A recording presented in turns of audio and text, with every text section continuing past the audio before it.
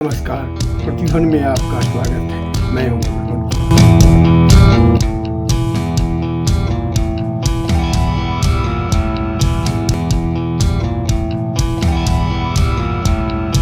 तेरह दिसंबर 2023 वह तारीख जब चाक चौबंद सुरक्षा व्यवस्था के दावों के बीच 13 दिसंबर 2001 को संसद पर हुई आतंकवादी घटनाओं में शहीद जवानों की शहादत को श्रद्धांजलि देने का दिन था। 22 वर्ष बाद एक बार फिर देश चौंक गया जब संसद के बाहर और भीतर देश के अलग अलग प्रदेशों के कुछ युवक युवतियों ने एक प्रतीकात्मक विरोध प्रदर्शन कर रंगीन धुआं छोड़ा और नारे लगाए। मीडिया रिपोर्टों के अनुसार इस अभियान में कुल 6 लोगों की भागीदारी थी। मीडिया रिपोर्टों के ही अनुसार ये सभी शिक्षित हैं और अपनी बेरोजगारी और व्यवस्था की नाकामी से क्षुब्ध थे और इनका उद्देश्य एक प्रतीकात्मक विरोध प्रदर्शन था। अभियान में शामिल सबसे अधिक उम्र की एक महिला जो 41 वर्ष की है तथा MA, MPhil, नेट, BS, हैं और सिविल सर्विस की तैयारी करे। न्यूज चैनलों और समाचार पत्रों में प्रकाशित उसके प्रदर्शन की तस्वीर में मेरा नाम नीलम है, हम जनता है, स्टूडेंट है हम, क्योंकि हम बेरोजगार हैं। भारत सरकार है जो हम पे ये अत्याचार हो रहे हैं, हम अपनी हकों की जो बात करते हैं लाठीचार्ज करके हमको अंदर डाला जाता है। तानाशाही नहीं चलेगी, तानाशाही बंद करो। वह तानाशाही नहीं चलेगी का नारा लगाते दिख रही। अभियान में सभी शामिल लोगों पर पुलिस ने विभिन्न मामलों में विभिन्न धाराओं में मामले दर्ज किए हैं, जिनमें देशद्रोह की धारा भी है। तमाम चैनल अखबारों में इस मामले को इस तरह पेश किया जा रहा है जैसे ये सभी पेशेवर आतंकवादी हैं और अराजकता पैदा करना ही इनका काम था। जांच एजेंसियां विभिन्न एंगल से इस मामले की जांच कर रही है, जो होना भी चाहिए, और यदि निष्पक्ष जांच हुई, जैसा कि आमतौर पर ऐसे मामलों में नहीं होता है, तो उन सभी आशंकाओं का रहस्योद्घाटन हो सकता है, उन सभी रहस्य से पर्दा उठ सकता है। पर इस पूरे बहस, अखबार के समाचार लेख, चैनलों के बहसों में इस बात की कहीं चर्चा नहीं कि क्यों ऐसे शिक्षित बेरोजगार ऐसे कार्य करने को विवश हुए। इनमें कोई इतना भोला नहीं जिसे यह पता न हो कि इस घटना के बाद उनका और उनके परिवार के साथ क्या होगा और व्यवस्था उनके साथ कैसा सलूक करेगी। पर फिर भी उन्होंने ऐसा आत्मघाती कदम उठाया।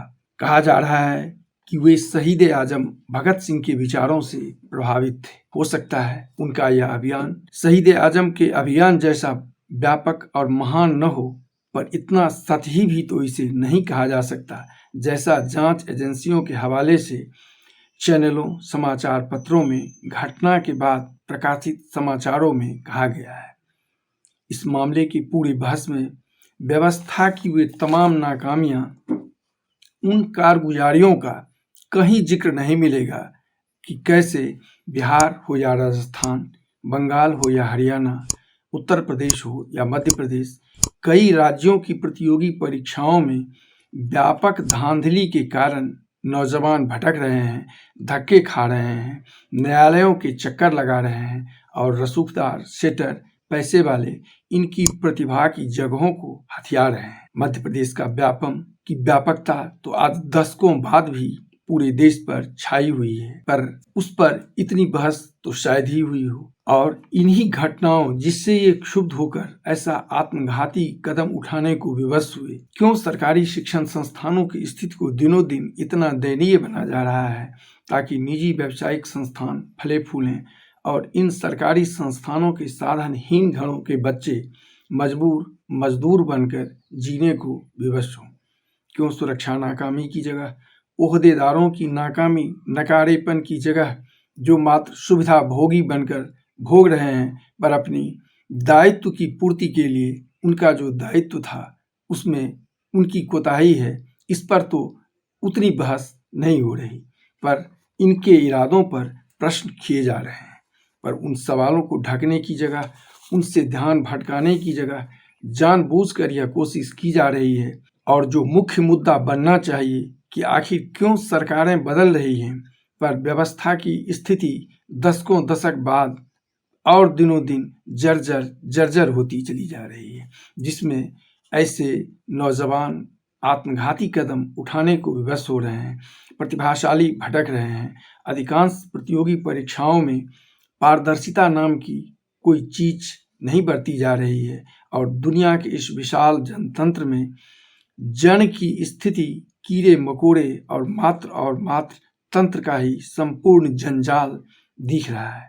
पर व्यवस्था की मनमानी पर प्रश्न पूछने वाले नौजवान, किसान सभी पर पुलिसिया लाठियां देश भर में चटकाई जा रही है।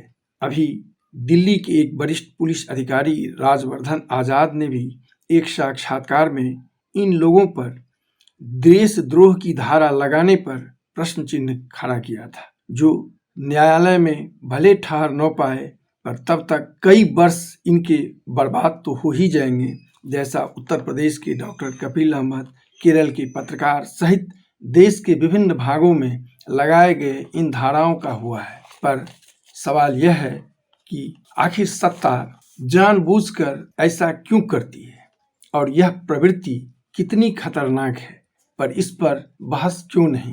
मुख्य मुद्दा यह क्यों नहीं?